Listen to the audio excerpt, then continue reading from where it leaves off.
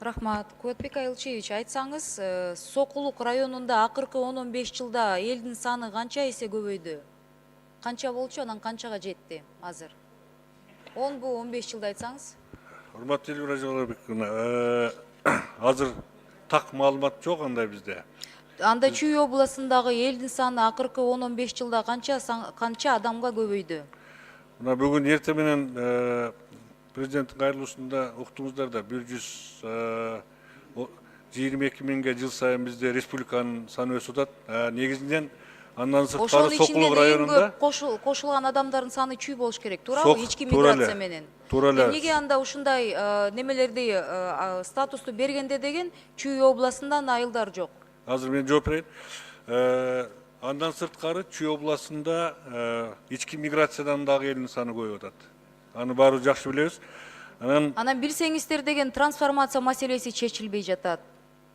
Трансформация 2009-га чейин мындай басып алгандарга уруксат бердик, законно күтүп отургандарга уруксат берилбей жатат бир. Анан населенный пункттарды ушундай статус берели деп кайрылса, акимдер лишний раз напрягаться не хотят, а местное самоуправление заявкаларды кичине чоюп атыптыр. Очень много сел. Бир топ айыл статусун берели деп элдер кайрылса, жооп жок да. Азыр могу списокто деле канча мына бир топ убакыттан бери алып келинип атат. Чүй жок да. Эмнеге? Чүй берекелүү чүй баарын батырат экен, а статус бере турганда мындай каражат жетпей калат абайка. Элвира Жыргалбековна, мындай да мен сиздин сурооңузга так жооп берип коеюн. Биринчиден Чүйдө айыл макамын албаган айыл барбы жокпу деген суроого жооп бериш керек да. Сокулукта карасаңыз барбы жокпу? Жаныңызда отурган Азыр мен жооп берейин да ошого. Биринчиден айыл өкмөтү ошону инициировать этип чыгыш керек. Бул бир. Экинчиден мына кимге ошол керек болсо айыл өкмөттөр алып келип атат. Биз комиссияда мына полноценный жумушту жаңы өкмөт баштап, мурунку жылдардан бери тургандарды ишке киргизип алып келдик. Дагы эле кеч эмес. Мына 16 дагы даяр болуп турат айылы. Алар да карайбыз жакын арада. Кутбек Айылчевич, мен кечире сөзүңүздү бөлүп коеюн. Мен ошакта эл менен жолукканда деген аким, он лишний раз кыйналгысы келбейт да, биздин ошо Сокулуктагы акимичи. Анан бир алып келсе деген кое тургула, ага и так жумуштар толтура деп четтетип коет экен. Элдер жалуются. Статусу жок, эчтекеге мындай укугубуз жок деп бир топ адамдар ошакта. Претензиясы менен барса, местный кеңеш до уровня акима доходит, ошондо чечилбей калат. Местное самоуправление вы спускаете, а жалобам они по депутаттар кабинетинен чыкпайт. Анан экинчи маселе сиз буга Просто ошакта бир карап көрсөңүз, трансформация дегенде миңдеген канча адам очередьте турат. Это же уже говорит о том, что район чоңоюп атат да. И при этом бир да айыл берилген жок статусу акыркы канча жылда. Саны көбөйгөнү менен да.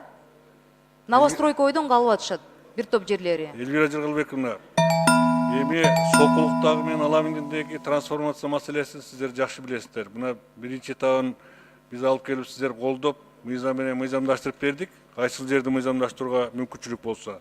Бул жерде абдан көп мыйзам бузуулар бар экенин жакшы билебиз баарыбыз. Эгерде биз мыйзам жол менен барсак, ошол мыйзам бузууларга барган кишилерди жоопко тартуудан кийин гана трансформация барыш керек. Ага карабастан бүгүнкү күндө өкмөт, мен мына жакын деле ошолордун өкүлдөрү менен жолуктум.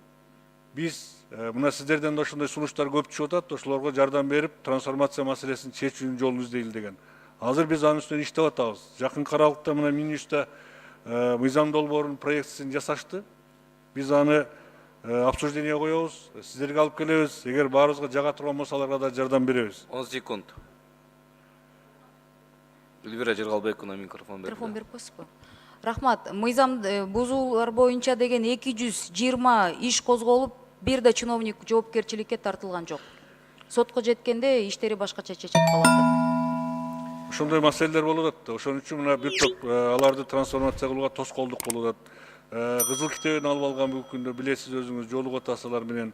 Ушундай ар түрдүү маселелердин айынан бүгүнкү күндө чынын айтсам өкмөт да тупикте туруп калган убак болду да.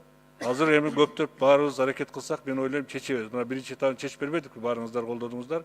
Азыр дагы бунун үстүнөн иштеп атабыз. Сунушубузду алып келебиз. Кудай буюрса буларга да жардам бергенге биздин көз карашыбыз ошондой.